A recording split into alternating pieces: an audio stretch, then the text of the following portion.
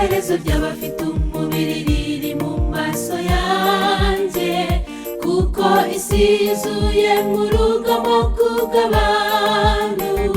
Nowagenda wibarize nk'ujya muri goferu, kuko dore ngiye kubarimburana n'iyi si.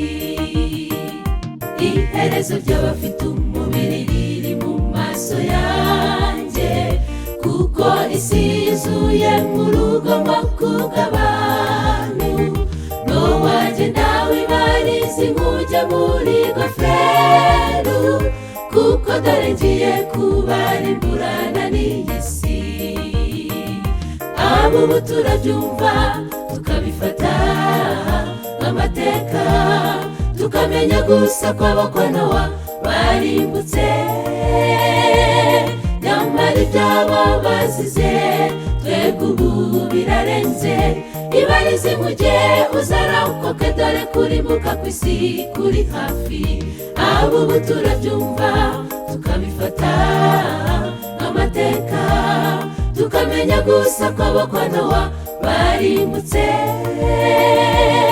Nyamara ibyabo bazize twebwe ubu birarenze. Ibarize mujye uzarokoke, dore kurimbuka kw'isi kuri hafi.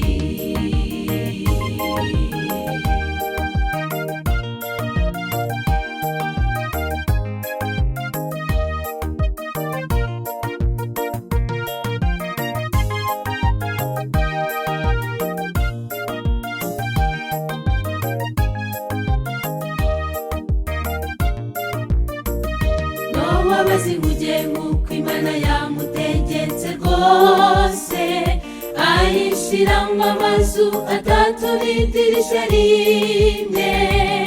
Abikora akurikije ibipimo Imana yamuhaye, maze imvura iguye ab'umuryango we bararokoka.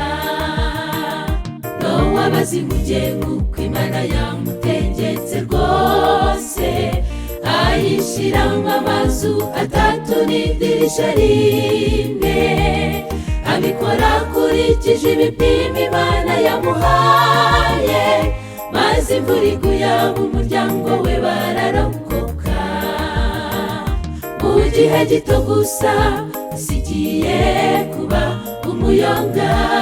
Akira Yesu mu mutima wawe uzarokoke. Niwe nkujye ab'iki gihe dusabwa guhugiramo. Abamwakiriye bazarokoka nk'uko umuryango wa Nowa warokotse. Mu gihe gito gusa isi igiye kuba umuyonga. Akira Yesu mu mutima wawe uzarokoke. Niwe nkujye ab'iki gihe dusabwa guhugiramo. Abamwakiriye bazarokoka nk'uko umuryango wa Nowa warokotse.